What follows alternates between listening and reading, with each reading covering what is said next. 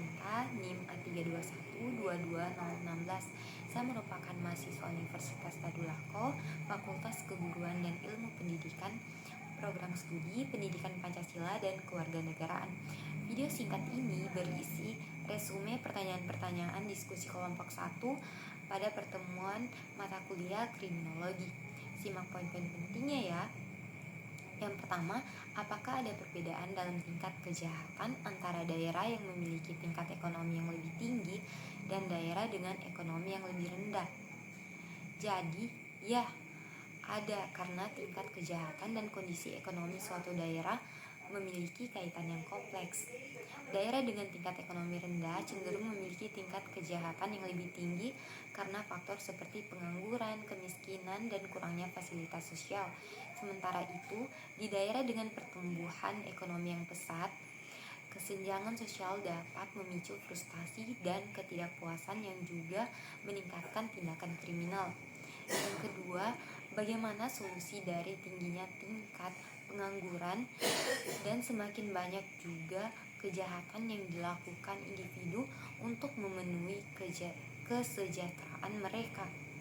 Jadi, untuk mengatasi tingginya tingkat pengangguran yang mendorong kriminal, diperlukan peningkatan peluang kerja yang legal.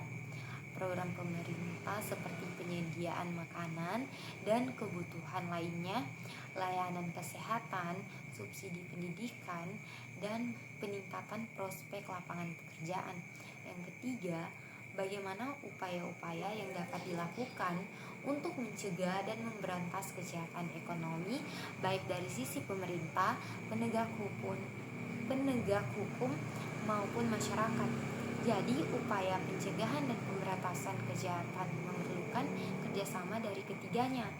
Pemerintahan dapat membuat kebijakan sosial dan ekonomi yang lebih inklusif untuk mengatasi ketidaksetaraan.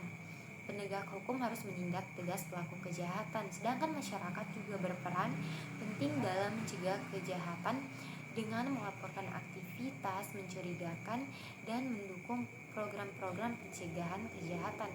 Yang keempat, apakah kemiskinan selalu menjadi faktor utama penyebab kejahatan?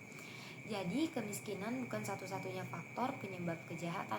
Meskipun memiliki kontribusi yang signifikan, faktor-faktor lain seperti tingkat pendidikan yang rendah, ketimpangan pendapatan, dan kurangnya kesempatan kerja juga berperan. Yang kelima, apakah tingkat kekayaan lebih tinggi akan memengaruhi tingkat kejahatan lebih tinggi? Jadi, tingkat ekonomi yang lebih tinggi tidak selalu mengurangi tingkat kejahatan. Dalam beberapa kasus, peningkatan ekonomi dapat meningkatkan kecenderungan individu untuk melakukan kejahatan. Misalnya, dalam situasi pertumbuhan ekonomi yang pesat, munculnya kemiskinan